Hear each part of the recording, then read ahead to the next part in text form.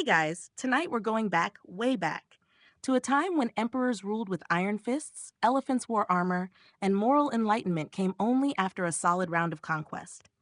You're in ancient India now, where the weather is hot, the sandals are wooden, and the royal family is absolutely not okay. It's around the 3rd century BCE, and you're at the glittering court of the Maurya Empire. Gold plates, saffron perfume, servants shuffling in sandals. And tucked somewhere in the palace corridors, a young boy named Ashoka is picking his nose or plotting world domination, or both. You're about to follow this guy as he turns from pampered royal headache into one of history's most unexpected softies. But don't be fooled, this is no fairy tale. Ashoka's story starts with blood, betrayal, and a body count that would make Shakespeare put down his pen. You probably won't survive this, by the way. So before you get comfortable, take a moment to like the video and subscribe, but only if you genuinely enjoy what I do here. And if you're feeling bold, drop your location and local time in the comments so I know just how many of you are trying to fall asleep while dodging historical trauma.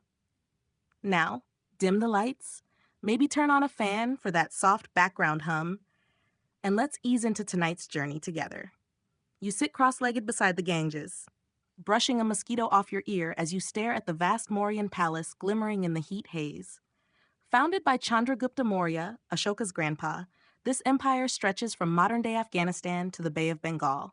It's sprawling, organized, terrifyingly efficient, and somehow still full of drama. Inside, things aren't peaceful. Chandragupta's son Bindusara is currently in charge. Imagine your average ancient ruler, firm jawline, angry scrolls, enemies poisoned in the bath. Bindusara has dozens of wives and dozens more children. It's less a family and more a competitive sport. And somewhere in this royal stampede is Ashoka, son of a relatively minor wife, raised with just enough privilege to be spoiled, but not enough to be safe. Historians still argue whether Ashoka was born in Pataliputra, the capital, or in some dusty corner of the empire far from courtly life. Either way, you grow up knowing two things. One, your dad might never notice you, and two, your brothers definitely want to murder you. A typical Tuesday, you get sent off to military school like many problem children.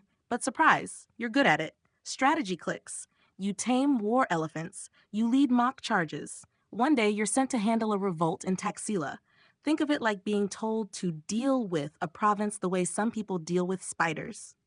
You succeed. Brutally, the local nobility start using your name as a bedtime threat. Meanwhile, back at court, your brothers are starting to sweat. Especially the golden child, Tsushima. He's daddy's favorite, polished, proper, insufferable. And now here you are, a scarred commander with actual military clout and absolutely zero interest in diplomacy. Quirky tidbit? Legend says Ashoka was so unattractive in his youth, dark-skinned, rough features, maybe even disfigured, that his family literally tried to keep him out of public events. One account claims his own mother called him Ashoka the Unloved. Oof. But here's the thing. You don't need love to take the throne. Just timing. So when Bindusara suddenly dies, poisoned naturally, chaos erupts. The brothers turn on each other like caged tigers. Allegedly, Ashoka seizes the capital with a handful of loyal soldiers. He might kill his stepbrother. He might execute his own supporters for treason, because paranoia is the breakfast of emperors. You crown yourself king surrounded by blood and incense. Historians still argue whether the succession was actually violent or just dramatically retold centuries later. But it feels messy, and in this story, vibes matter. Now you're the third ruler of the Maurya Empire. Congrats! You've gone from emotionally neglected princeling to supreme sovereign. No more being overlooked. No more mock sword fights. You hold a real sword now, and you're not afraid to use it. And yet, something's off. The crown feels heavy. The palace feels too quiet. You've got all the power you ever wanted, and it whispers in your ear like a curse. So you do what any newly crowned monarch with deep insecurity and abandonment issues does. You go to war. Not just any war. The big one.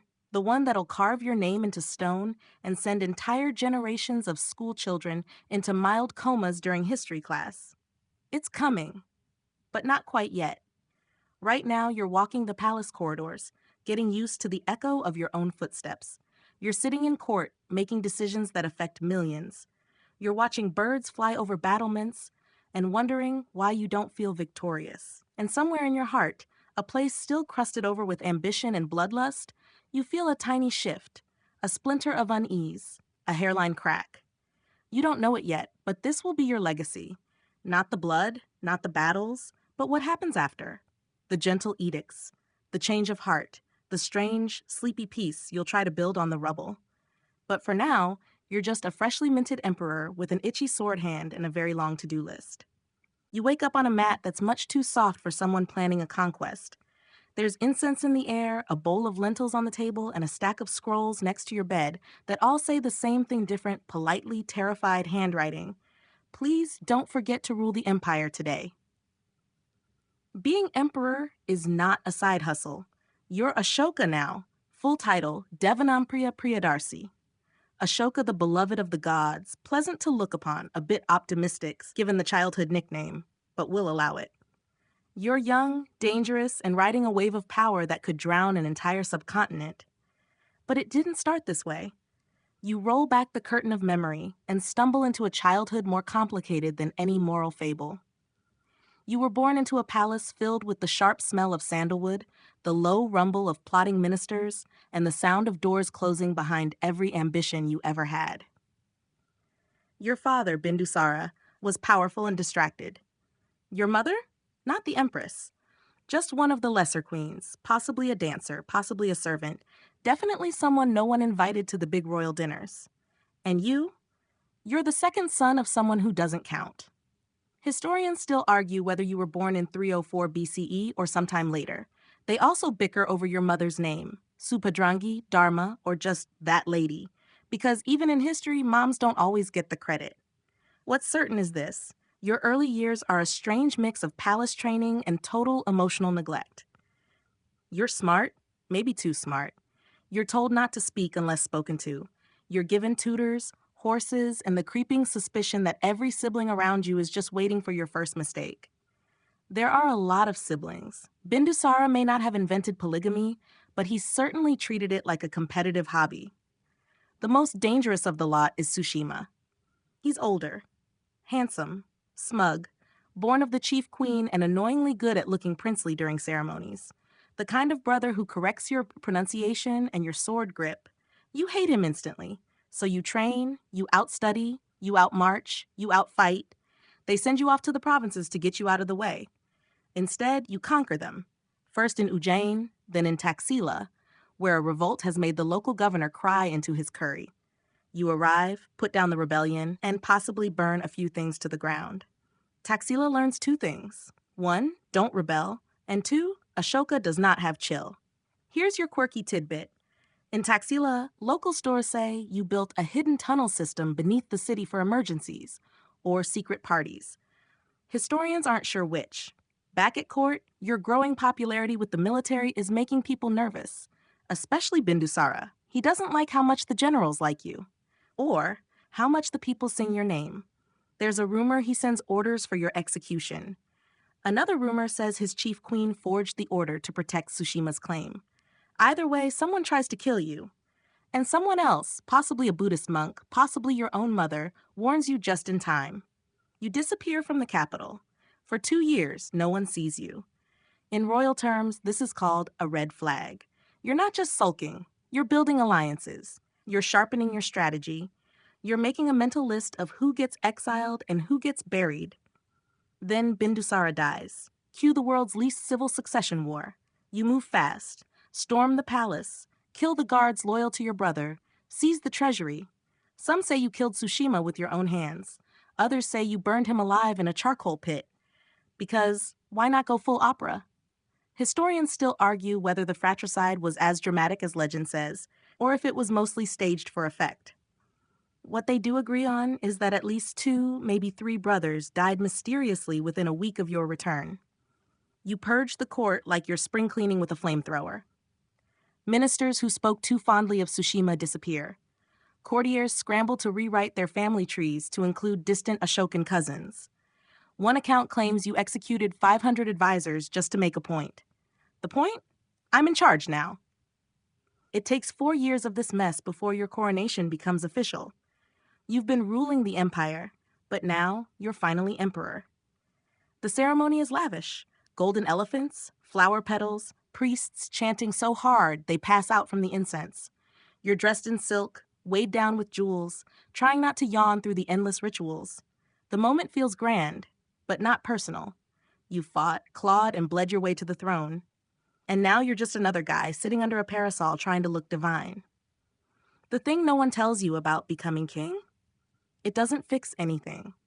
The loneliness, the doubt, the gnawing feeling that maybe the empire respects your sword more than your soul. So you double down. You attend court every morning, review reports by midday, and inspect troops before dinner. You learn to read the moods of governors, the quality of grain, and the subtle lies tucked into every tribute scroll. But you're also restless. You begin dreaming of something bigger, something eternal. Not just power, but legacy. Not just borders, but beliefs. Something that lasts longer than your bones. But to get there, you have to go through Kalinga. And that's going to hurt. For now, though, you sip your tea, listen to the peacocks in the garden, and plan your next move with the cold precision of someone who's finally realized, if you're going to be emperor, you might as well be unforgettable. You sit in a war tent made of crimson silk, sipping water that tastes vaguely of copper and conquest. Maps are spread before you, hand-painted, curled at the corners, heavy with ink and ambition.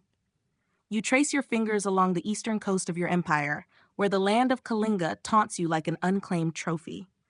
A lush, independent kingdom nestled between the Bay of Bengal and your ego. Kalinga has resisted Mauryan control for decades. Their rulers are fiercely proud, their warriors fanatically loyal. They're coastal, wealthy, and annoyingly good at not being conquered, which, for you, feels a bit personal. You don't need Kalinga, but you want it. You want the map to stop whispering, almost. And so you decide, it's time. The Mauryan army is no joke. It's a traveling city of steel and thunder, 600,000 infantry, 30,000 cavalry, and 9,000 war elephants with armor thicker than some family grudges. Some say the elephants were trained to trample, gore, and toss enemy soldiers like fruit carts at a market. Others claim they could paint with their trunks in the off-season. You suspect both are true. You march east. The land shifts beneath your sandals. Dense forests, slow rivers, sudden humidity that clings to your skin like regret. Villagers along the way offer water, food, and the kind of terrified hospitality usually reserved for gods or tax inspectors. Every step feels heavy. Every breath smells like blood in advance. The battle is brutal. Historians still argue about the numbers, but the Edicts of Ashoka, yes, you'll eventually write those, claim that 100,000 people were killed, 150,000 deported, and many more died from famine, disease, or heartbreak. It's a massacre so thorough you can still hear the echo when you close your eyes. You watch from a hilltop, safe in your jeweled saddle, as flames curl skyward and screams ripple across the valley. At first, it feels like victory. Then it just feels loud. You walk the battlefield afterward. The air is hot and still, buzzing flies, a half-crushed flute beside a body. The river runs red, not metaphorically, red like a bad omen. You see mothers sobbing, children clutching the legs of dead soldiers. One boy, barefoot, maybe 10 years old, stares at you without blinking. His silence slices deeper than any blade. You don't speak. Back at camp, your generals celebrate. They talk numbers, logistics, troop rotations. You stare at your hands. They don't feel victorious. They feel sticky. That night, you don't sleep. Instead, you lie awake counting the cost. Not the gold, not the land, the souls. You think about each life snuffed out like a lamp. You imagine what stories they were living before your army rewrote the endings in ash. Here's your quirky tidbit. Legend says that the next morning, you refused to eat meat. Not because of religion, but because you swore you could taste the blood of Kalinga in every bite. True? Debatable. Dramatic? Absolutely. You return to Pataliputra with more land, more power, and something fractured inside. People cheer as you enter the city gates. Musicians play flutes. Dancers twirl. You wave, but your smile doesn't reach your eyes. Victory tastes like dust. You start asking strange questions at court. What is righteousness? What is suffering? What happens after we die? Your ministers shuffle uncomfortably. Some whisper that you've gone soft. Others suspect divine madness. One guy pretends to cough every time you say soul. But you're not mad. You're mourning. Mourning what you did. Mourning what it means. The thing about being emperor is that everyone nods, no matter what you say. So when you begin speaking of peace, of compassion, of moral reform, no one stops you. They just sharpen their pens and start taking notes. You begin reading, not just state documents, but Buddhist texts, scrolls filled with silence, suffering, and the kind of gentle logic that wraps around your bruised conscience like a bandage. You don't convert overnight. You sit with it, like a stone warmed by the sun. You meditate. You invite monks to court. You ask them questions so long and winding they sometimes fall asleep halfway through their answers. No hard feelings. Historians still argue whether your guilt was the real reason for your spiritual pivot, or whether Buddhism simply offered a smart way to unify the empire under a moral framework. But does it matter? The change is happening. You write your first edict. It's not about war. It's about remorse. Carved in stone, planted on a roadside. Here, Ashoka the Beloved regrets the conquest of Kalinga. Here, he declares his sorrow. Here, he vows to rule differently. You could have sent a memo. You chose a monument. It's the first of many. People are confused. Some are moved. A few are deeply suspicious. Your court poet writes a eulogy for your past glory. Your war elephant trainers hold a meeting to discuss early retirement. But your people, the farmers, merchants, travelers, start to lean in. They sense the shift. They whisper of an emperor who feels. The empire doesn't crumble. It breathes. The empire of Ashoka is now no longer just held by spears and walls, but by stone and silence, by edicts and empathy. You sit alone in your garden one evening, watching a firefly blink in the twilight. The air smells of jasmine. A monk recites verses softly in the distance. And for the first time since Kalinga, you close your eyes and sleep. You wake before sunrise. There's dew on the grass and a rooster somewhere in the royal orchard that hasn't read your new edict about unnecessary noise before breakfast. The palace is quiet, but your mind hums like a temple bell. Today, like every day now, begins with reflection. You rise, not to the clang of armor or the barking of orders, but to the hush of sandals and the scent of camphor. You've replaced your generals with scribes, your war drums with inscribed pillars, and your battlefield with the human soul. Yes, you're still emperor, but now you want to rule hearts, not just provinces. Your mornings begin with talks, dialogues really, if you squint past the nervous bowing. Monks arrive from different sects. Theravada, Mahayana, some you suspect may be just very persuasive hermits. You welcome them all. You ask about suffering, forgiveness, truth. Some answer with riddles, others with silence. One says, your shadow always knows if you're lying. You don't know what that means, but it haunts you for a week. You decide your empire should not just be vast, but good. So you get to work, Ashokan style, not by whispering orders in the dark, but by carving them into giant slabs of stone and placing them where no one can miss them. Near roads, in villages, at river crossings, on borders, anywhere someone might stop long enough to read, or at least pretend to. The language? Not high Sanskrit for the fancy scholars. You use Prakrit, the common tongue, and you order the inscriptions translated into Greek and Aramaic too, for the benefit of foreign traders and ambassadors. Even your edicts are multilingual. Your messages? Simple. Be kind. Don't kill. Respect elders. Don't throw shade at other religions. Pay attention to your dreams. They're probably trying to tell you something. Here's your quirky tidbit. One edict even tells people not to hold loud festivals because it disturbs the sick and the elderly. You, Ashoka the Conqueror, are now basically ancient India's first noise complaint department. Historians still argue whether your edicts were genuinely moral or just a clever strategy to control the population without using swords. One thing's clear. They worked. Slowly, subtly, like moss growing over old stone. You create a whole new class of civil servants, the Dhamma Mahamatras. Their job? Not collecting taxes or enforcing laws. No, these folks are tasked with promoting ethical behavior. Imagine a kind of ancient HR department mixed with traveling philosophers. They roam the empire, asking if you've been nice to your parents and whether you're still eating meat on holy days. You train them carefully. You don't want busybodies. You want soul whisperers. Teachers, not enforcers.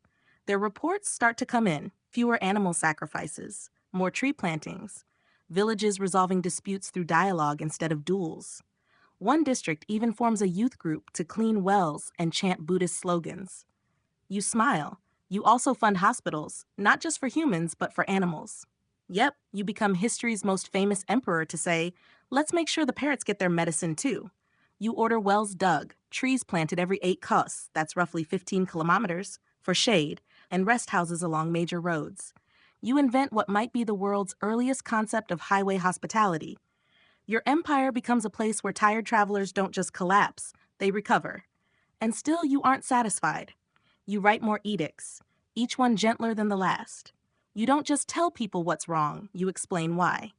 Greed leads to suffering, you say. Compassion is stronger than power. You've become a philosopher king. With a chisel. There's a shift in the air. Court gossip turns quieter. The marketplace starts opening with morning chants instead of shouting. Your war elephants, those colossal engines of terror, are now pulling water carts in parades. One morning, you visit a school and ask the children what the most important virtue is. One boy says kindness. Another says obedience. A girl at the back whispers, listening. You nod, and later order that last answer carved into a pillar in her town. She grows up never knowing the emperor honored her, but her village does, and they remember. You stop wearing so much gold. You eat less. You bow to monks. You make time for villagers. You stop hunting. You start meditating longer than your advisors are comfortable with. Some courtiers mutter that the empire is becoming too soft. One general retires dramatically, saying he misses the good old days of setting things on fire. But most adapt. Even the high priests begin quoting your edicts during rituals, though a few still squint at them like they're poorly translated horoscopes. You smile. Change is slow, but it's happening. Here's a fringe tidbit. One source claims you ordered a weekly palace silence hour, during which no one was allowed to speak. Not even parrots. It didn't last. The parrots revolted. You make peace with neighboring kingdoms, sending emissaries instead of soldiers. You gift them herbs, scrolls, sometimes a well-trained elephant named after a philosophical concept. It's diplomacy by delight. You send Buddhist missionaries far and wide, to Sri Lanka, to Egypt, maybe even to Greece. Historians still argue about how far your spiritual reach extended, but evidence suggests your influence touched the Mediterranean like a ripple in the ocean of ideas. You look at the map now and no longer see borders. You see people, struggling, loving, searching for meaning. And in the center of it all, there's you. Not as a conqueror, not as a king, but as a question. Can a man who caused such suffering also sow peace? Every day you try to answer it, and every night the stars blink above the palace as if waiting for the next line in your edict. You sit beneath a Bodhi tree. Well, not the Bodhi tree, but a descendant of it, transplanted carefully in your palace courtyard, its leaves fluttering like nervous scrolls in the breeze. A monk beside you mutters prayers that sound like water slipping over smooth stones. Somewhere in the distance, a palace attendant is trying to trap a peacock who refuses to vacate the royal archives. You let the peacock win. Your thoughts today are not on birds or even politics. They're on time, the long, thick syrup of it. How quickly the days pass now that you're not fighting them. Word of your transformation has spread beyond your empire's lush borders. Foreign ambassadors arrive not with veiled threats, but with cautious curiosity. You welcome them with smiles and vegetarian banquets. You share your edicts, your thoughts on suffering, and once, accidentally, a long monologue about the emotional lives of turtles. They were polite about it. One Greek ambassador writes home about the gentle lion of the East. Whether that's a compliment or a warning, you're not sure, but you like the ring of it. You send gifts to far-off lands, spices, ivory carvings, sacred texts, and bundles of healing herbs. You even send your own children, Mahinda and Sangamita, as to Sri Lanka. It isn't exile. It's purpose. They go willingly, glowing with belief, carrying the Dharma like flame in a lantern. There's a story, part history, part bedtime whisper, that Sangamita brings with her, a cutting from the original Bodhi tree, and plants it in Anuradhapura. It survives for over 2,000 years, longer than thrones, longer than memory. That's the kind of legacy you crave now, not statues or monuments, but kindness that takes root. Still, even compassion has logistics. Your empire is huge, from present-day Afghanistan to Bangladesh and south toward the Godavari River. Administering it is like trying to comb a tiger's fur while riding on its back.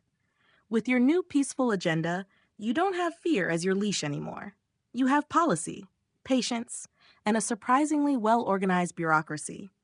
You rework the postal system to move messages faster. You establish local councils for justice and welfare. You standardize weights and measures, because nothing undermines peace like cheating at the marketplace. Your Dhamma Mahamatras send regular reports, tales of temple repairs, hospital construction, even a community play about moral conduct featuring a dancing mongoose. You reward creativity. Here's your mainstream historical fact. Ashoka's reign is among the earliest recorded examples of a ruler integrating public health and ethical welfare into state governance. You didn't invent empathy, but you might be the first to budget for it. You even promote religious pluralism, not just tolerance, but respect. Your edicts don't push Buddhism like a conquering faith. They invite dialogue. You write, all religions should reside everywhere, for all of them desire self-control and purity of heart. Historians still argue whether this was genuine spiritual ecumenism or just political savvy, a way to prevent uprisings in a diverse empire. Either way, it works. Jain monks debate peacefully with Buddhists. Brahmins resume their rituals without fear. There's a cautious harmony in the air, like everyone's waiting to see if this new version of you will stick. It does. You still hold court. You still wear a crown, though less often, and it keeps slipping sideways when you bow to monks. You issue laws when you must, but more and more, your power becomes soft, ambient, like incense. Sometimes you wander the palace gardens unnoticed. You overhear a merchant teaching his son about honesty, using your edicts as bedtime lessons. You smile, then trip on a root and pretend you meant to bow to a shrub. One afternoon, you visit a prison. You order it cleaned, restructured, made less like a dungeon and more like a place of rehabilitation. You talk with prisoners, not at them. You ask what led them here. Many don't answer, but a few weep. One recites a verse you recognize from a sermon you gave years ago. You weep too. Here's a quirky tidbit. You ordered fruit trees planted inside some prisons so inmates could taste sweetness, even while confined. Some say it was symbolic. Others say you just really liked guavas. Your advisors sometimes groan about the shift in priorities. Where's the military budget going, they whisper.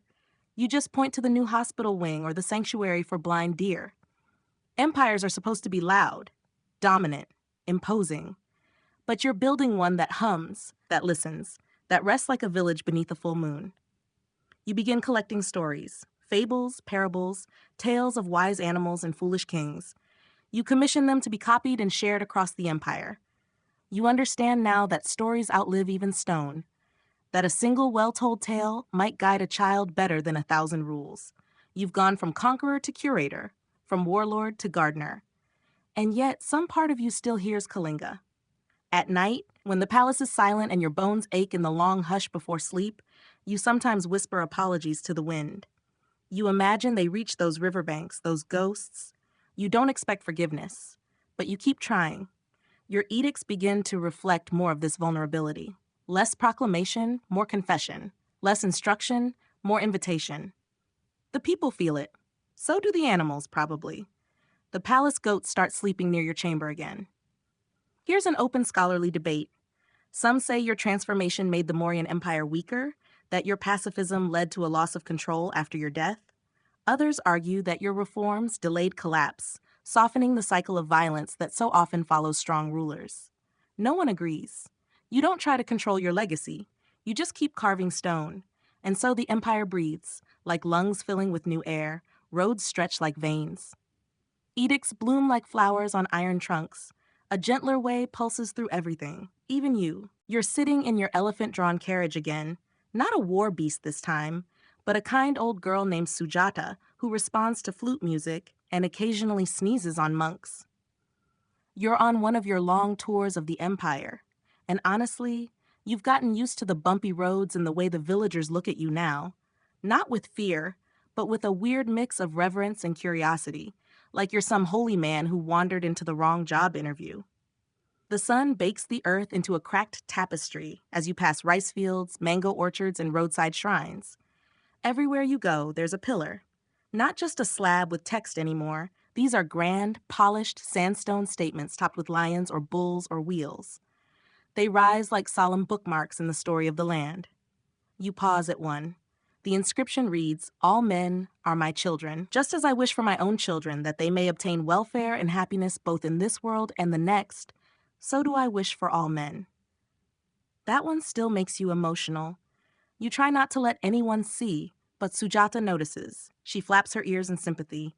These inscriptions are more than words. They're you.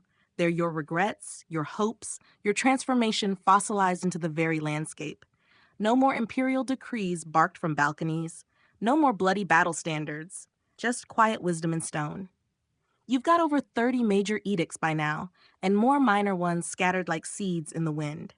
They speak of kindness to prisoners, tolerance for all religions, moderation in behavior, nonviolence toward animals, and caring for elders. You've even told your officials to avoid annoying people during meals. Yes, that's a real one. Mainstream fact time. Ashoka's inscriptions are the first written evidence of a ruler embracing Dhamma, not just as personal belief, but as state policy. It's like a constitution made of ethics, not laws. Still, these tours are exhausting.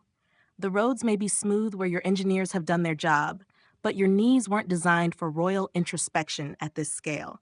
You stop at rest houses, your own idea, remember, and sometimes listen to the travelers as they talk by the fires. They share jokes, rumors, songs, and occasionally one of your edicts, though they often misquote you. No, you didn't say be excellent to each other, but you wish you had. You lie awake at night in guest quarters, watching the moon peek through latticework. You wonder, are people really changing? Or are they just saying what they think you want to hear? You decide it doesn't matter. The seeds are planted. Whether they bloom is up to time. You continue your journey. In one town, a local ruler complains that animal sacrifices have resumed. You sigh. You knew this would happen. Change isn't a straight line. It's more like a sleepy snake. You summon a public meeting. You don't yell. You tell a story about a man who tried to grow mangoes by shouting at the tree. The people laugh. Then they start thinking. A fringe tidbit for you. In one inscription, you encourage tree planting not just for shade, but for fragrance. You say it improves the spirit. Somewhere, a royal gardener is now curating an empire-wide aromatherapy program. You're careful to avoid extremes. You don't outlaw other beliefs. You don't punish meat eaters. You understand that the world is messy, layered, stubborn. You promote the idea of dharma, not a doctrine. Your Dhamma Mahamantras grow into a kind of ethical network. One even convinces a local governor to release a captured rhino back into the wild, which ends in minor disaster when the rhino charges his ox cart. Still, the story becomes a parable. Let go, even if it stomps your wheels. Historians still argue whether these moral campaigns truly reshaped society or just made good headlines for an emperor trying to launder his past. But here's what they miss. You weren't trying to erase who you were. You were trying to meet him halfway. Every town you pass through, every stupa you visit, becomes a kind of mirror. You glimpse the man you used to be and the one you're becoming. It's disorienting sometimes, but it's also liberating. At one stupa, a child offers you a lotus flower. You accept it like it's a royal seal. Later, your scribes etch a new edict about the wisdom of children. That kid never knows they inspired imperial policy. But the locals do.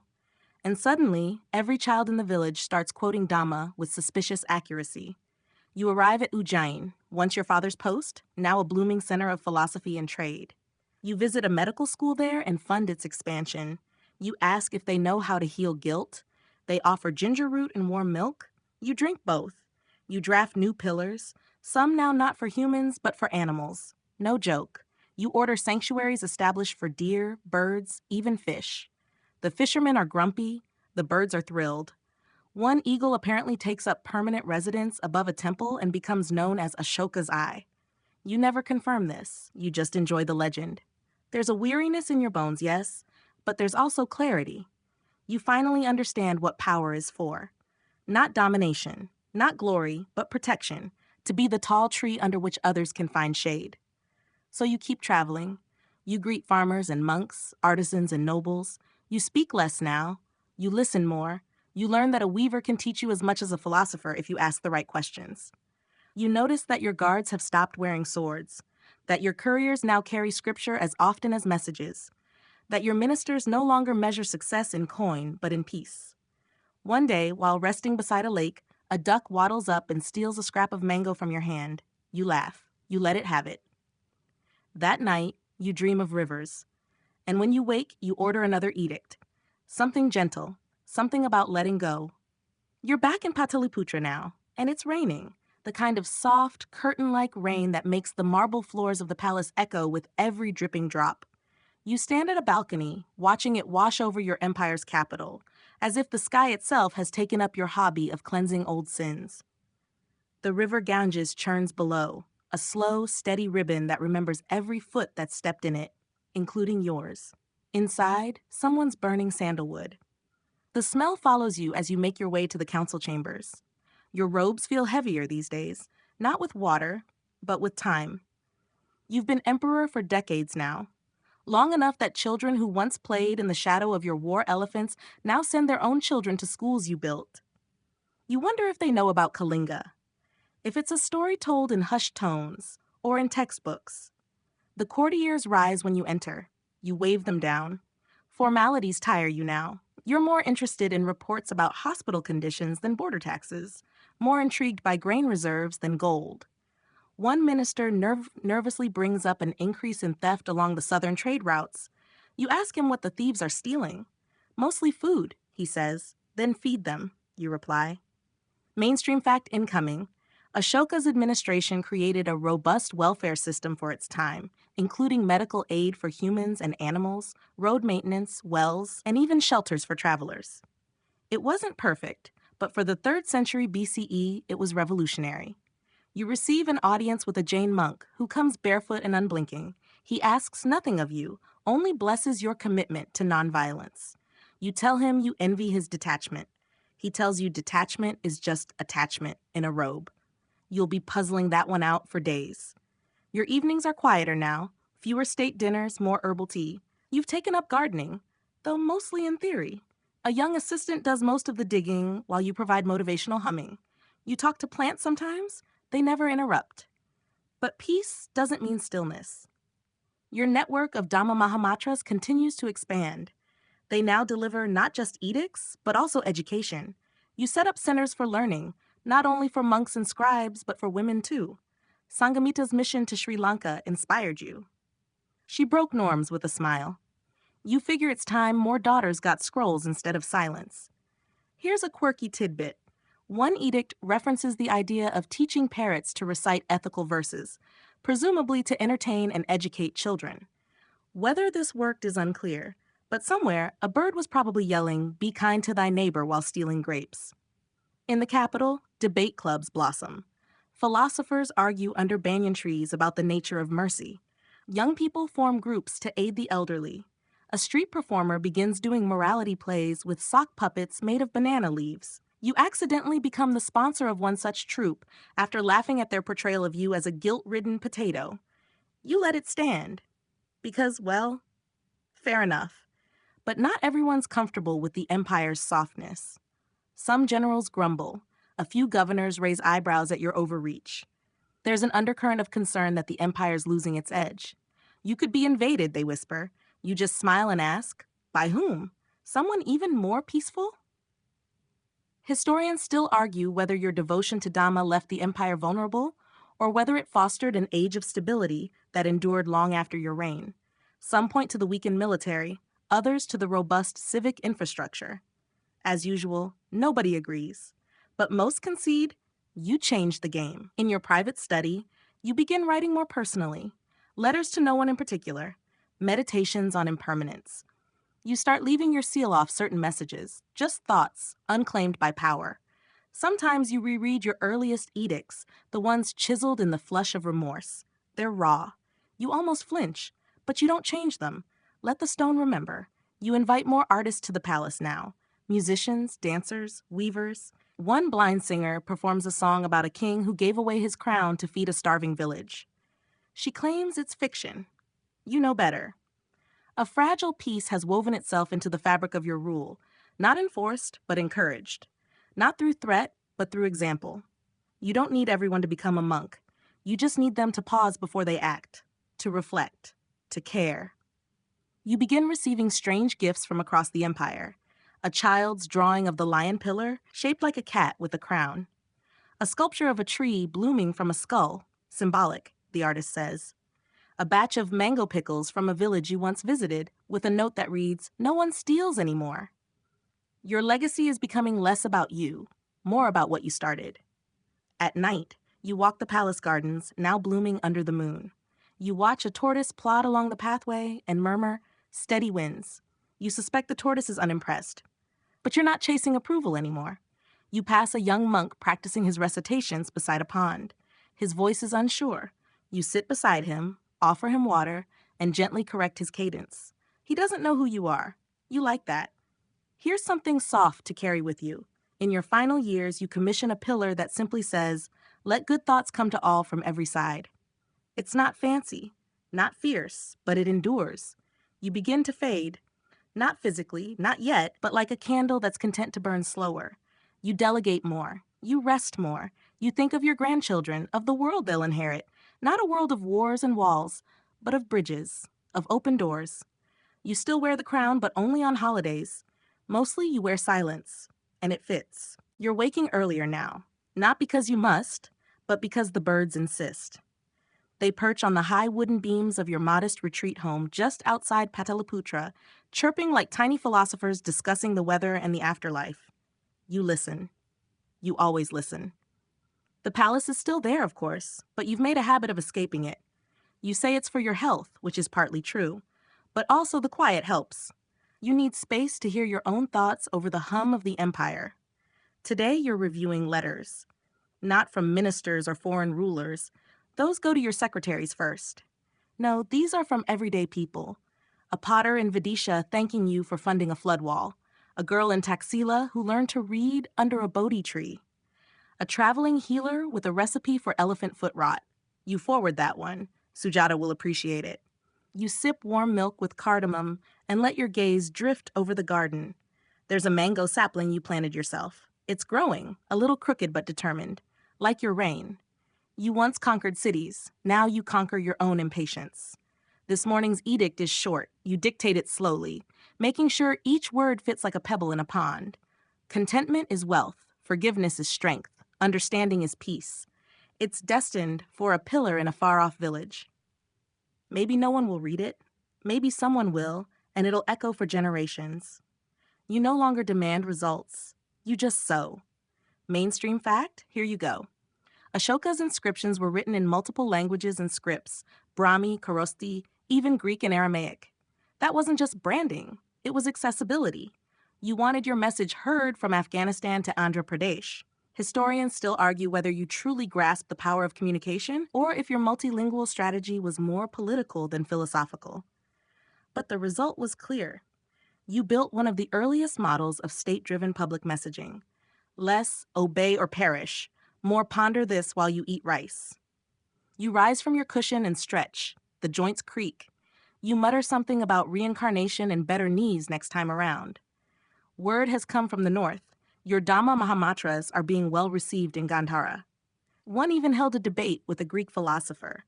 You're told it involved a lot of polite nodding and zero conclusions. Classic. In Ujjain, the local artisans have started carving tiny lion capitals into their furniture. It's not official iconography, but you love it. Let them remix your message into tea tables and cupboard legs. Dhamma doesn't need a spotlight. It just needs space. Here's a quirky gem. Somewhere in the empire, a troupe of traveling bards starts performing dramatic readings of your edicts as musical comedies. One features a dancing goat named Self-Restraint. Another opens with the line, "There once was a king who made too much war, then got real sad and became folklore." You request the scripts. You laugh. You approve a small grant, but not everyone finds joy in your softness. Some Brahmins grow wary. They accuse you of elevating Buddhism above all. You remind them that your edicts protect all sects. You mention that Jain monks eat your fruit offerings before you do. They remain unconvinced. You sigh. Faith is stubborn, politics even more so. Still, you continue funding temples, stupas, even Jain retreats. Your dharma isn't about competition. It's about coexistence. Even if it means you have to referee arguments between monks who can't agree on how long to meditate. Back in the capital, someone proposes building a monument to your legacy. You frown. Build a well instead, you say. Monuments crack. people get thirsty. But the murmurs persist. Some want your face on coins. Others suggest a giant statue. You decline both. You want to be remembered like rain, not the storm, not the flood. Just the gentle drip that changes stone over time. Still, there are tributes you can't stop. In one village, children recite a verse inspired by your teachings before bedtime. It goes, "Be kind in thought, be still in mind, and leave the world a touch more kind." You hear it and pause. You never wrote it, but somehow it feels like you. There's a new temple rising in Anuradhapura in faraway Lanka. You'll never see it, but your daughter helped plant its roots. You whisper thanks to the moon. She followed her path, just as you've tried to walk yours. One afternoon, while walking the garden, you come across a tortoise again. Maybe the same one, maybe not. It's flipped over. You crouch slowly, very slowly, and write it. It blinks once, twice, then plods away without so much as a nod. Typical tortoise. Later, you draft one more edict. It's a quiet one, etched on a small pillar near your garden wall. Help those who cannot help themselves. Do it quietly.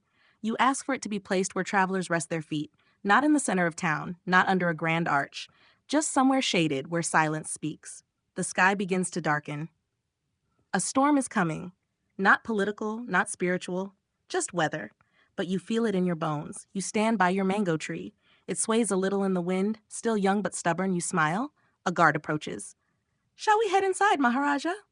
You think for a moment, then say, "Not yet. I want to hear the rain begin." The rain doesn't arrive with fury.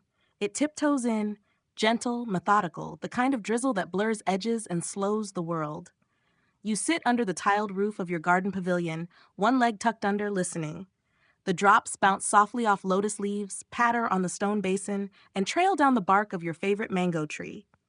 A servant brings you warm ginger water. You accept it with a nod. Neither of you speaks. At this hour, speech feels rude. You used to dread silence. Back when you were still clawing for thrones, every quiet moment felt like a missed opportunity. Now, silence is where the real conversations live. You think of Kalinga. You always do when it rains, but not in grief now. In balance, like a bookend, a chapter that taught you where not to step. Your health has begun to soften, like fruit ripening on the branch. Some mornings, your knees sound like temple drums. You chuckle at it. You used to crush enemies with those knees. Now they protest when you crouch to feed a squirrel. A mainstream fact floats in. Ashoka ruled for nearly 4 decades, from roughly 268 to 232 BCE. That's longer than most empires even survive. In one of your afternoon meditations, a thought arrives uninvited but polite. Legacies are like whispers. You don't control where they go, only what you breathe into them. You've stopped giving direct orders about your own memory. No build this, no name that. Instead, you commission more shade trees on roadsides. You ask for herbs to be distributed in monsoon-affected villages. Your name doesn't go on the boxes. That's the point. Still, the empire remembers. In the hills of Sanchi, monks begin carving a stupa, a dome-shaped monument to peace. You didn't ask for it, but you helped fund it. They want to honor the Buddha. You just want people to sit in its shadow and think kind thoughts. Here's your quirky tidbit. Local tales spring up about the emperor who can walk through walls to inspect hospitals at night. Another says you have a secret twin who handles your naps so you can stay alert at all hours. You encourage none of these, but you definitely don't deny them. Every good reign deserves a few bedtime myths. You make one last inspection tour. Not to conquer, not to dictate, just to witness. You travel light. Fewer guards, more monks. You eat whatever's given. You sleep on mats. You listen to villagers who talk about their neighbor's sick cow with more urgency than tax codes. In a southern province, a child recites one of your edicts without knowing you're the author. One must not exalt one's own faith while decrying others. Let mutual understanding grow. You clap gently when she finishes. She bows, then runs off to chase a chicken. You smile. Historians still argue whether your final years were effective in administrative terms. Some say your attention to Dhamma diluted your grip on statecraft. Others argue it strengthened the social fabric. But nobody questions that you believed what you preached, that you truly, deeply tried. You make a private list, your own unofficial edict, scratched onto a palm leaf with a blunt stylus. Encourage questions, even uncomfortable ones. Apologize, even if it takes a lifetime. Make room for doubt. it waters the roots of wisdom. If someone shares mango pickle with you, eat it gratefully. You laugh at that last one. It was good pickle. At your final stop, a small village near the Himalayan foothills, you meet a weaver who has no idea who you are. He treats you like any traveler, offers you curd and flatbread, insists on showing you how he uses natural dyes. You stay the night in his home. In the morning, you leave a single gold coin under his water pot and walk away before he wakes. You do that more and more now. Anonymous gestures. Kindnesses without footnotes. It feels good. One evening back at your garden pavilion, your grandson asks what it means to be emperor. He's 7, missing a front tooth. You could tell him about budgets and treaties, borders and laws. Instead, you point to a snail climbing a rock. See that? You say. Being emperor is helping that snail reach the top without stepping on the flower. He nods slowly, probably has no idea what you mean. That's okay. As twilight deepens, fireflies flicker near the tall grasses. You reach out, but not to catch, just to feel the glow. You dictate what might be your final edict the next morning. Not because you're dying, though, let's be honest, the joints aren't trending upward, but because you feel complete. It's not long.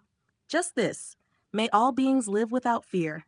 May rulers rule with humility. May life bloom, even in silence. You ask that it be carved not into stone this time, but into wood.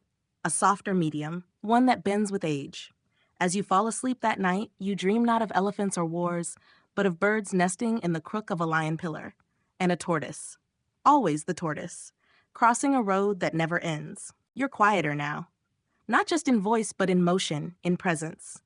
You move through corridors like wind through reeds, rustling gently, leaving no trace but a whisper. Mornings come later. The sun has to tap your shoulder twice, and when it does, you rise with care. You're no longer rushing. The empire hasn't collapsed overnight and probably won't before your breakfast. Your attendants have learned to speak softly. Some tiptoe. Others try to anticipate your needs before you voice them, though you often surprise them by wanting very little. A warm drink, a shaded bench, perhaps a mango or two. That's the list. The palace remains busy, of course. Ministers still bicker about trade routes. Ambassadors still deliver gifts with sticky smiles. One day it's rare pearls, the next a peculiar goat statue from somewhere in the West. You keep it. It's cross-eyed and makes you laugh. But your focus is elsewhere. You spend more time in the archives now, not to control history, but to observe it. You've instructed scribes to collect oral traditions, local myths, even bedtime tales from distant provinces. Stories carry truths even when they're wrong, you once said, and they nodded, though probably unsure what you meant. Here's your mainstream fact. Ashoka's commitment to preserving knowledge led to a noticeable uptick in recorded local traditions, something rare for pre-modern empires. While most kings obsessed over their own tales, you were just as interested in those whispered around village fires. You read a folktale from Bengal about a river spirit who turns greedy kings into frogs. You chuckle, then pause, then murmur, "Fair enough." Historians still argue whether your late-life interest in folk religion and oral stories was political appeasement or genuine fascination. Some suggest it was a tactic to unify disparate cultures under a common emotional banner. Others say you were simply trying to understand what made people feel safe, not just be safe. Either way, your archivists get busy. You've also developed a fondness for food preservation, not for yourself. You barely eat half a bowl of rice these days, but for distant provinces prone to drought. You approve construction of granaries shaped like half-buried stupas. So the earth remembers, you say. One of your ministers raises an eyebrow. You ignore it. Your evenings are now devoted to conversation, not policy talk, but philosophical wanderings. Monks, poets, doctors, even that one astrologer who insists the moon controls rice prices, all gather around your low table. One evening, a novice monk asks, "What if the world can't be peaceful?" You sip your tea. Then you practice peace anyway, you say. It might shame the world into trying. They go quiet after that. You don't say more. The air doesn't need more noise. Now for something odd. A traveling puppeteer troupe begins performing morality tales loosely based on your life. One show features a puppet Ashoka taming a dragon using only kindness and lentils. You watch from the back row. You laugh. You leave them a pouch of copper coins and request they perform in smaller villages next. Later, a report comes in. One of your lion pillars has cracked during an earthquake. No one was hurt. The edict is still legible, though the lion now resembles a sleepy dog. You smile. Let it be, you say. Even lions get tired. You begin preparing for your last pilgrimage, not dramatic, not solemn. Just a slow journey to Lumbini, the birthplace of the Buddha. You never made it there during your younger years, always too busy ruling or regretting. The route is long. You travel by litter, not horse. Your bones demand it. Along the way, you pause at monasteries, help plant a Bodhi tree, and share silent meals with people who no longer see you as emperor, but as that old man who knows when to be quiet. In a roadside inn, a little boy shows you a shell he's found. He tells you it whispers when held to the ear. You listen. You hear the ocean, or maybe your own breath. Either way, you nod solemnly and give the boy a bundle of dates. That shell stays with you the rest of your life. You finally arrive at Lumbini. The air feels thick with something older than time. You walk with help, one hand on a cane, one hand on a young monk's shoulder. There's no grand ceremony. You simply sit by the tree-shaded shrine, touch the warm stone with your palm, and close your eyes.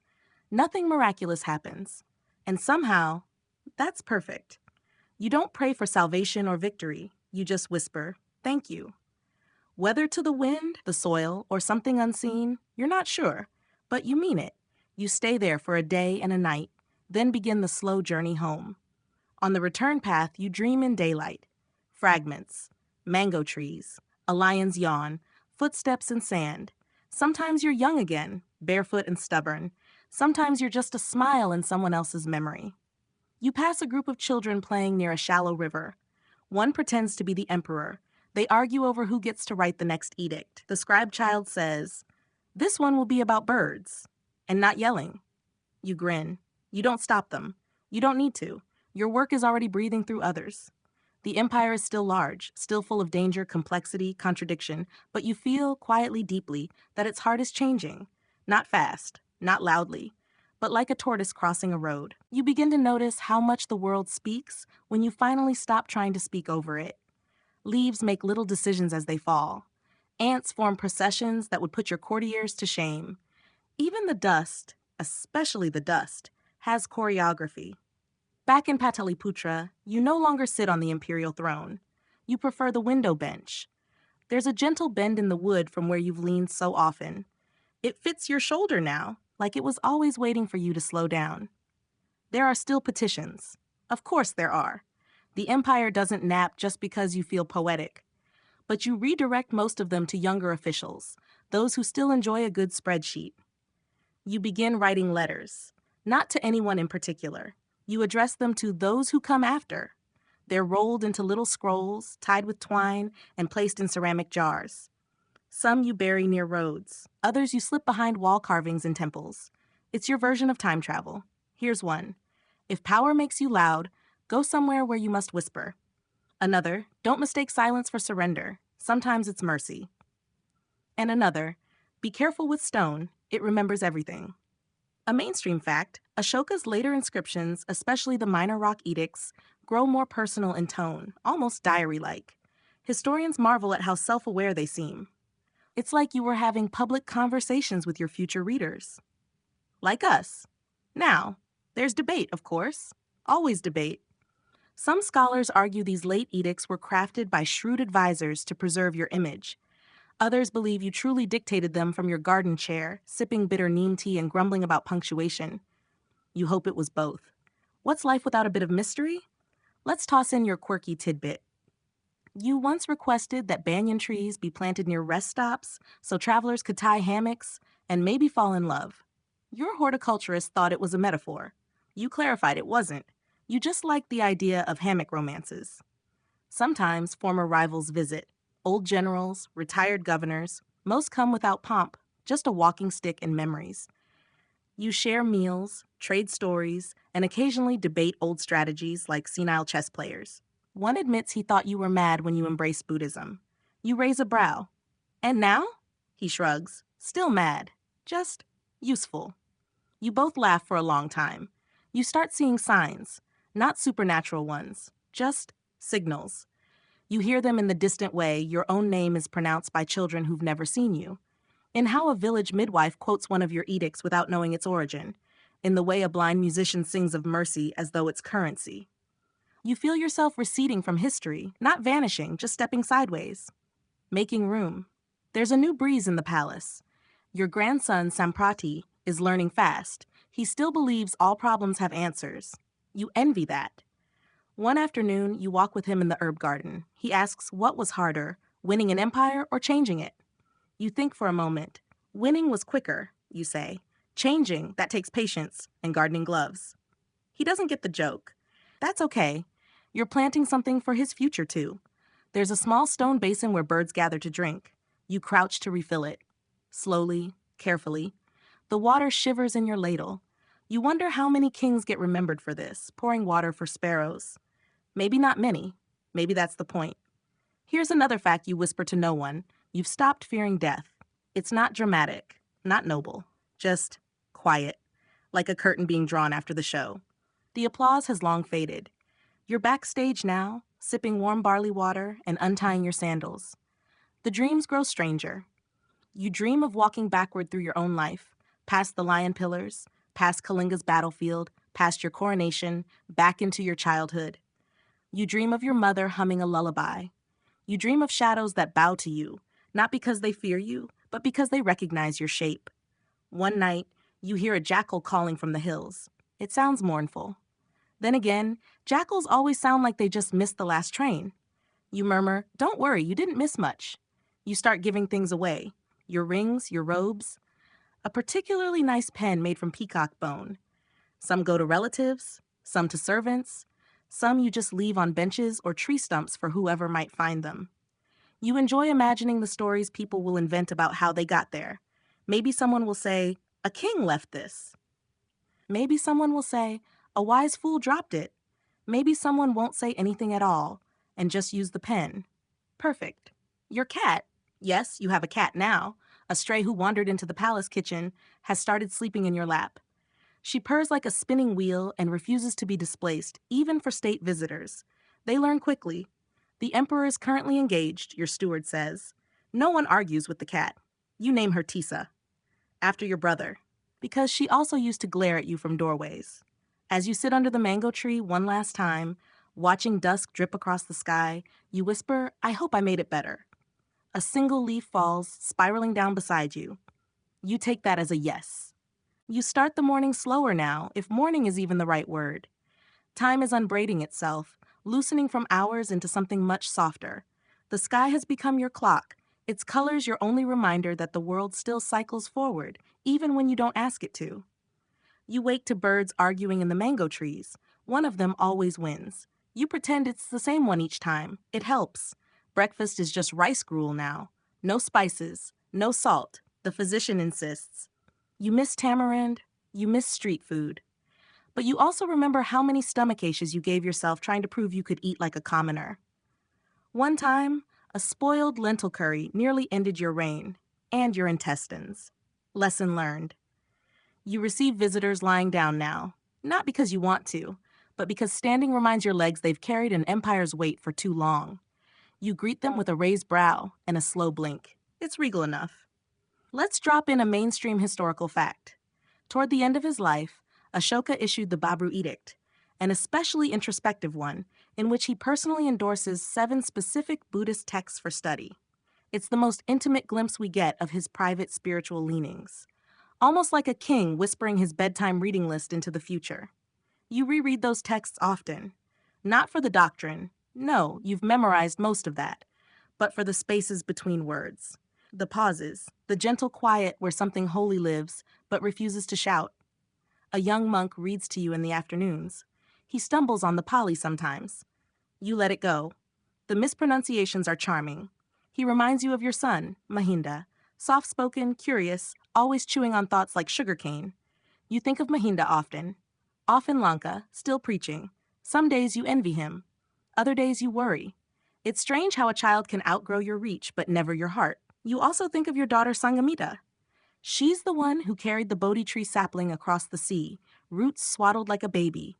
Her ship nearly capsized, they say, but she clung to that tree like it breathed. Which, in a way, it did. You miss them both. One of your aides brings news. A merchant caravan from the west has arrived, bringing spices and tales of a desert prince who meditates with scorpions. You smile. Send him a lion carving, you say, with gentle eyes. That night, you dream again. This time you're not walking backward, but outward. Away from the palace, across fields, rivers, forests, you pass through towns where no one bows. They just nod. That's nicer. Less pressure. You hear someone reciting an edict aloud, a child's voice. She stumbles through the long words, then adds her own. Be nice. Eat mangoes, don't yell at cows. You approve. Here's your quirky tidbit. Sometime in your final year, you ordered a new type of drum, shaped like a crescent moon, played only at twilight. You called it the sunset bell, though it made no real bell sound. Just a soft, hollow thrum, like thunder too tired to roar. No one knows why you wanted it. Some think it was to signal bedtime for the empire. You now write fewer edicts, not because there's nothing to say, but because you've started trusting the silence between them. The spaces let people insert themselves, make the message theirs. You realize words can suffocate if not given enough air. A scribe once asked if you wanted your epitaph chiseled. You replied, not yet. The stone might change its mind. Historians still argue whether Ashoka's humility at the end was strategic or sincere. Some claim it was calculated, another attempt to immortalize himself through vulnerability. Others believe he truly found peace, not just in doctrine but in surrender. The truth? You let them argue. That's their sport, not yours. Your cat, Tisa, has taken to watching the moon. She sits on the balcony, unmoving, eyes reflecting silver like coins in a well. You sit beside her and ask, what do you see? She flicks her tail. You take that as, nothing I can explain to you. One night, a storm rolls in, not wild, but persistent. You lie on your pallet, wrapped in soft linen, listening to rain drum on the tiles. The thunder is far away, more suggestion than sound. You remember the first time you rode into battle. The noise, the stink of fear, the way your horse flinched at every spark. You remember the last time you wept on a battlefield. Kalinga. All those bodies. That ghostly hush afterward, louder than any war cry. Now you hear the rain and think, this is the only drum I need. In a final scroll you tuck behind a statue, you write, if I have done harm, may the wind erase it. If I have done good, may it linger like spice on the tongue. And if I have done nothing at all, may that also be enough. You sign it simply. A. The young monk brings you tea, sweetened with honey.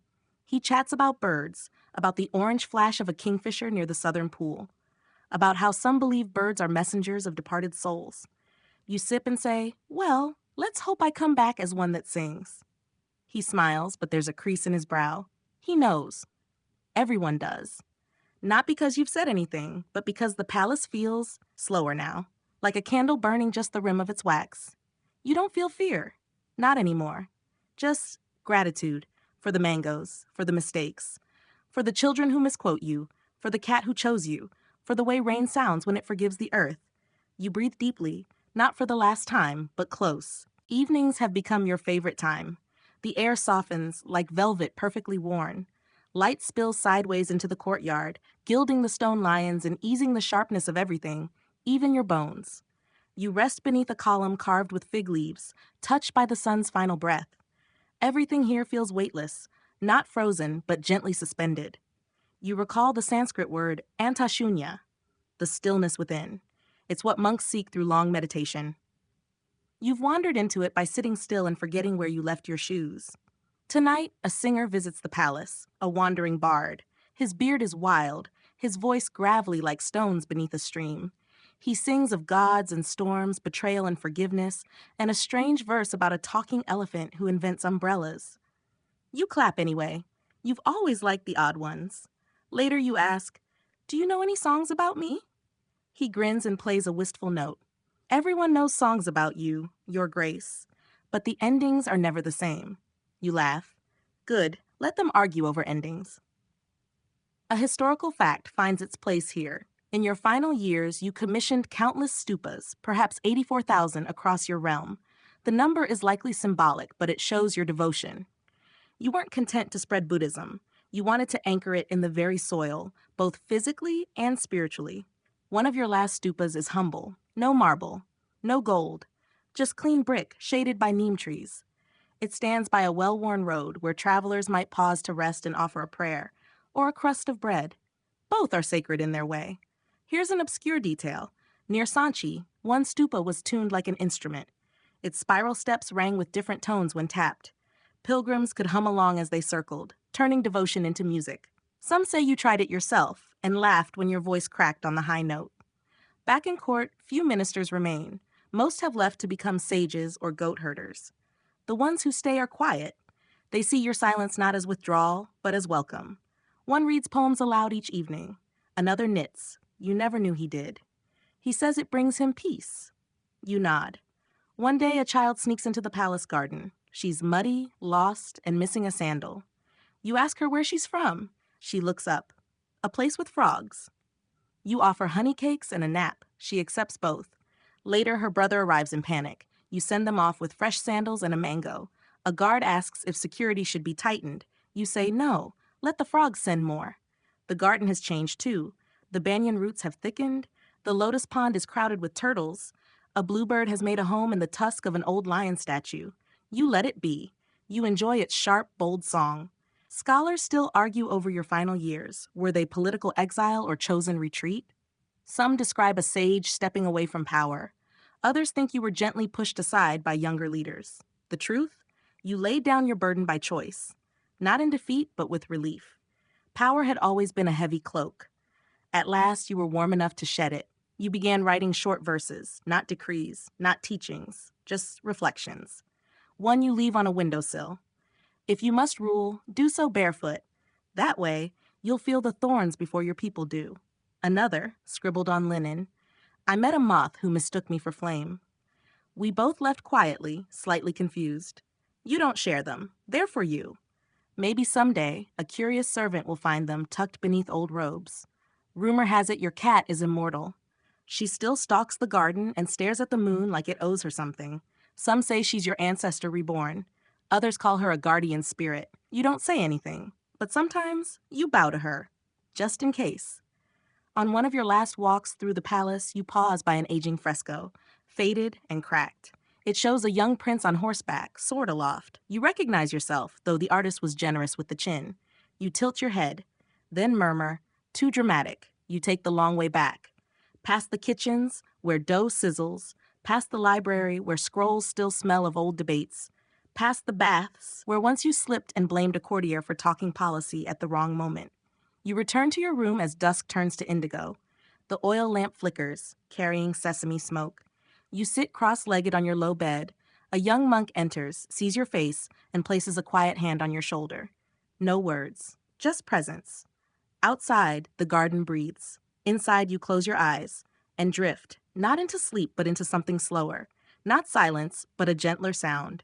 Not an ending, but a release. You don't notice the morning arrive anymore. Instead, you find yourself slowly blinking into a soft blur of golden light filtering through the reed shutters, as if the sun has chosen to tiptoe in rather than trumpet its arrival. The palace doesn't wake so much as sigh into the new day. A bowl of warm milk with cardamom waits by your bedside. You drink it in sips, slowly, like it's the last bowl of milk in the world, and honestly, that wouldn't bother you all that much. At this point, you've made peace with letting the world have its turn. The young monk sits beside you, reading, not out loud this time, just mouthing the words as if sound might disturb something sacred. You glance at him. Still can't pronounce dukkha, can you? He smiles. Doesn't deny it. Let's anchor this moment in a mainstream historical fact. Near the end of his life, Ashoka appointed Dharma Mahamatras, special officers whose job wasn't to enforce law or collect taxes, but to encourage moral behavior, religious harmony, and humane governance. You didn't just want obedience, you wanted empathy institutionalized. And now you wonder if empathy might outlast conquest. The Dharma Mahamatras still report to the palace. They bring stories of minor miracles, an elephant freed from a hunter's snare by villagers, a feud settled over a shared pot of lentils, a boy who stopped slaughtering goats because he dreamed you asked him to spare one. You never met that boy, but you think of him often. Today, one of the last reports arrives. It includes a complaint. Someone in Ujjain is carving your face into tree trunks and charging a rupee for blessings. You laugh until your ribs ache. Then you dictate a response. Let the trees speak freely, but make sure they don't collect interest. That night, you sit on your balcony. The wind carries the scent of something old, wet stone, sandalwood, maybe even memories. You trace constellations with your finger, not because you believe they hold secrets, but because they look like questions you haven't had time to ask. Here's a fringe tidbit to tuck in your sleeve. Rumor has it you once consulted a parrot who could recite Buddhist verses backwards. It was owned by a wandering ascetic who claimed the bird was the reincarnation of a half-awake monk. You let them stay 3 nights, fed them rice, and found yourself oddly comforted. You never saw them again. The days grow shorter. You no longer track the date. Not out of confusion, just preference. Calendars, after all, are only nets we throw at time to feel like we've caught something. Historians still argue whether Ashoka died in the capital or during a pilgrimage. One camp insists you faded away quietly in your chambers. Another insists you vanished while praying at a remote stupa. Your body never recovered, your final breath mistaken for the wind. You'd probably say, let them both be wrong. Because the truth is quieter. One morning, you write a final message, carved not on stone, but inked onto palm leaf. You fold it carefully and tuck it into the hollow of a Bodhi tree at the palace edge. No signature, just words. May the next ruler wear the crown as lightly as a garland. May they seek not thrones but shade, and may every conquest end in kindness. No one sees you do it. That pleases you. That evening, you ask to see your edicts again, the oldest ones, the most bombastic. You read the one from Kalinga, your apology. You read the one from Lumbini, honoring the Buddha's birthplace. You reread your Rock-Edict 30, the one that felt like confession, elegy, and treaty all in one. You stroke your beard. Not bad, you whisper. Could have used more jokes. The monk hears that and smiles. Then you sleep. That deep, blanket-wrapped kind of sleep. The kind that tugs you gently, not like drowning, but like floating under thick, slow waves. You dream of the banyan tree again. This time, it's younger, full of birdsong. Children play in its shade. A cat naps in its roots. It might be Tisa, might not, but she looks at you and winks. In the dream, you do not speak. You only sit, watch, listen. The empire continues, with or without you. Someone drops a mango nearby. A child picks it up, peels it with her teeth, laughs juice down her chin. She misquotes your edict again. Be kind. Eat fruit. Don't fight goats. Close enough. You chuckle in your sleep. Letting go feels less like falling and more like softening, as if all the corners inside you are rounding off, all the noise pulling away like receding tide. In the waking world, your chest rises and falls more slowly. No one says anything. The young monk closes the scroll. The cat stretches and curls at your feet. The sun takes a little longer to rise. And in the garden, the Bodhi tree rustles softly, as if whispering back. The palace grows quiet. Not somber, just still. There's no grand announcement. No blaring of conches or sudden scurry of servants. Just the natural hush that falls over a place when something has gently ended. A stillness so complete it hums. Your chamber remains untouched. The young monk leaves the lamp burning one extra night, just in case. Outside, the cat keeps vigil on the windowsill, tail flicking like a metronome for the silence. And though you're gone, echoes of you trail like incense through the empire you once held. Not in the monuments, not really, but in smaller things. A farmer's unexpected kindness, a merchant who refuses to cheat the scales, a child who lays a garland beside a roadside stupa, not because she understands its purpose, but because she likes how the petals feel in her hands. One mainstream historical fact still clings like dew in early dawn. After Ashoka's death, the Mauryan Empire slowly declined. His successors lacked his moral fire, or perhaps simply lived in a world where his shoes were too large, too oddly shaped, too steeped in the gentle weight of renunciation. The edicts still stood, carved and proud, but without his breath behind them, they grew quiet. Yet your legend didn't fade. It wandered. Through forest monasteries, over Himalayan passes, across the plains of Lanka, and into the scrolls of Chinese monks like Faxian and Xuanzang centuries later. Pilgrims whispered of a king who gave up violence, who walked away from war, who fed prisoners and scolded executioners. A king who once banned animal sacrifices, and possibly tried to bribe nature itself into kindness with bowls of honey. The fringe tale? A rumor passed along the Silk Road says you reincarnated as a bodhisattva, or maybe a fisherman. Depends who's telling it. In one version, you come back as a crab with unusually good manners. You'd love that. Historians still argue whether your legacy is best understood as a political failure or a spiritual triumph. Some say your Buddhist turn weakened the empire. Others claim it lit a path that still glows in the dust. Some even ask whether you truly changed, or if guilt simply became your final campaign. You'd probably shrug, then say something annoyingly zen, like, "Does the fruit regret ripening?" Because in truth, you were never trying to become a saint. You were simply trying to become less of what you had been, less sharp, less heavy, less king, and more human. In caves and temples, your edicts are still read today. Pilgrims trace their fingers along the Brahmi script, lips moving in slow reverence. Children ask who you were. Monks smile. Then tell the story in whatever version makes the child's eyes widen. A warrior who wept, a king who whispered to birds, a ruler who said no, not just to war, but to himself. That's the strange part, isn't it? You were, and remain, impossibly large, yet your memory is tender, soft, like the way a shawl feels when someone wraps it around your shoulders just before the breeze arrives. At the palace, the fig tree continues to bloom. The bees ignore the politics of succession. The kitchen still bakes sesame bread. One of the Dharma officers leaves his post to become a storyteller. Your chair remains empty, but not lonely, because you left your voice in stone and your silence in the spaces between.